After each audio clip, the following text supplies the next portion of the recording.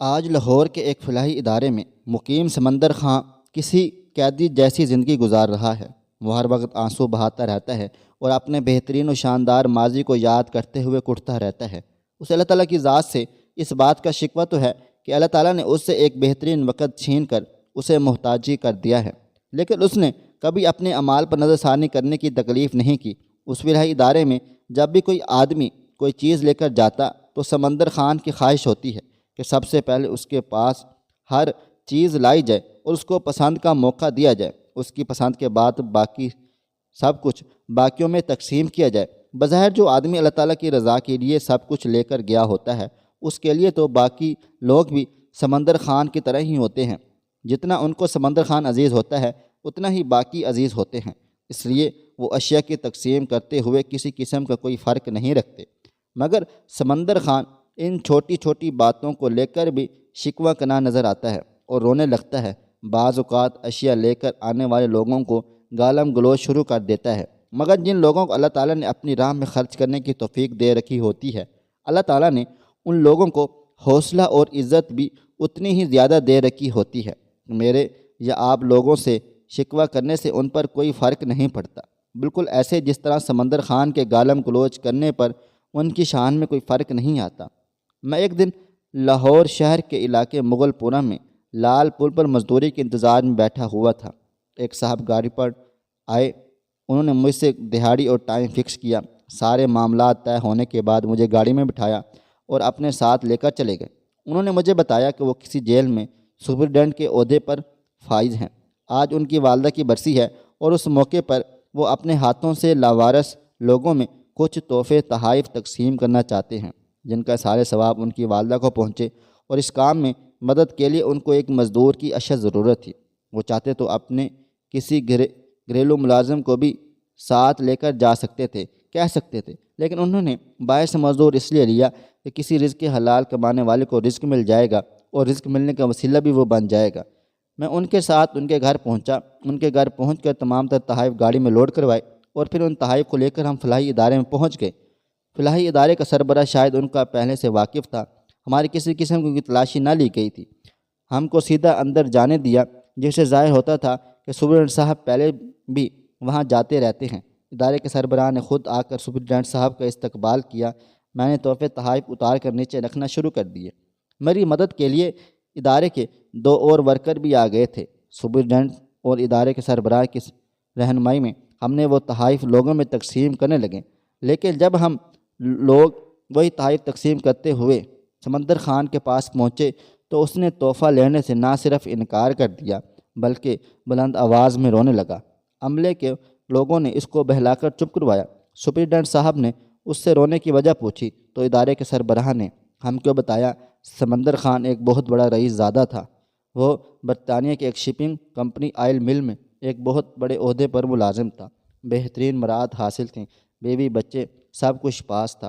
اولاد بہترین ارادوں میں تعلیم حاصل کر رہی تھی، مگر اس کی اولاد نے مذہبی تعلیم اور تربیت کی طرف کوئی توجہ نہ دی، یہاں تک کہ اس کی اولاد مذہب سے مکمل طور پر نابلد تھی۔ اس کی یہ غلطی اس کی سزا بن گئی، لیکن اس کی سزا کی وجہ صرف یہ غلطی نہیں تھی بلکہ سمندر خان کی اس سے بڑی غلطی یہ تھی کہ اس کے بعد دنیا جہاں کی دولت تھی، ہر قسم کا سکون اور عیاش حاصل تھی، اس پر دنیا جہاں کوئی پریشر نہیں تھا، لیکن اس کے باوجود اس نے کبھی اپنے والدین پر توجہ نہ دی۔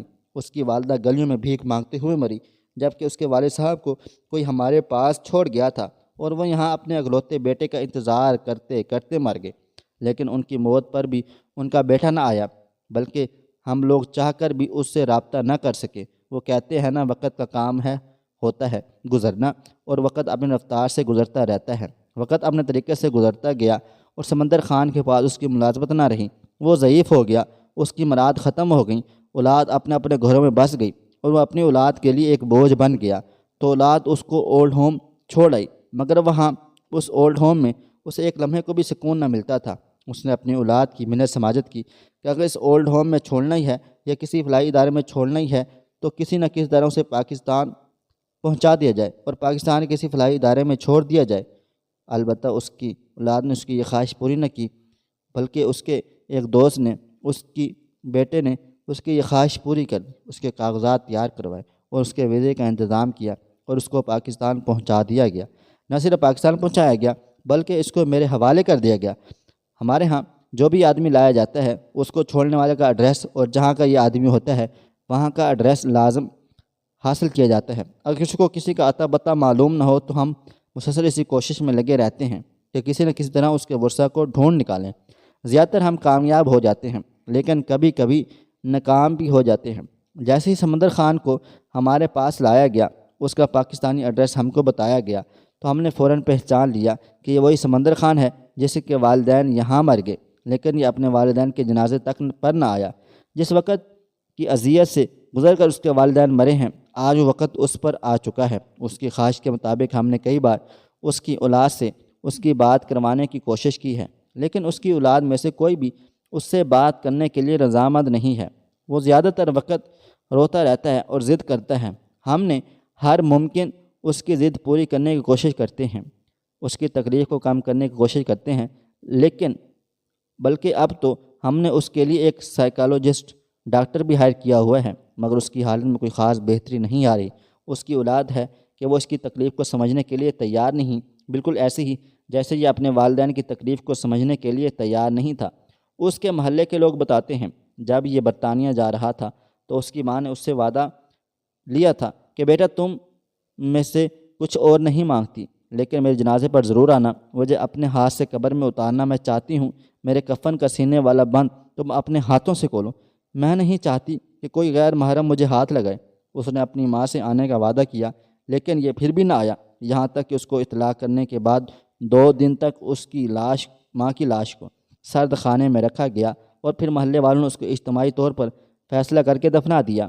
آج یہ اپنی اولاد کے لیے تڑپتا ہے، روتا ہے، چیختا چلاتا ہے، لیکن اس کی اولاد اس کی تڑپ کو نہیں سمجھ پاتی اور یقیناً تب تک نہیں سمجھے گی جب تک کہ وہ خود اس وقت سے نہیں گزر جاتی۔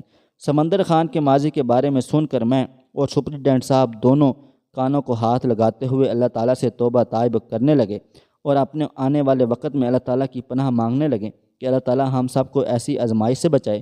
آمین ثم آمین۔ کاش کہ سمندر خان نے اپنے والدین کی خدمت کی ہوتی اور آج اس کی اولاد اس کی خدمت کر رہی ہوتی۔ کاش کہ وہ مکافات عمل کا حصہ نہ بنتا۔ کاش کہ آج اس کی اولاد اپنے والدین سے کچھ سیکھ لے، مگر افسوس کہ میری یہ صرف سب کاش کاش ہی رہیں گے۔ سمندر خان یوں ہی سسک سسک کر مر جائے گا، لیکن میری یہ خواہش ہے میرے پڑھنے والے، دیکھنے والے، سننے والے مکافات عمل کی اس بات کو اپنے ذہن میں رکھیں اور جتنا ہو سکے اپنے والدین کی خدمت کریں۔ یہ تھی ہماری آج کی کہانی۔ مزید ایسے سبق آموز واقعات اور کہانیوں کے لیے میرا چینل سبسکرائب کر لیں۔ ملتے ہیں کل ایک نئی اور دلچسپ کہانی کے ساتھ۔ اللہ حافظ۔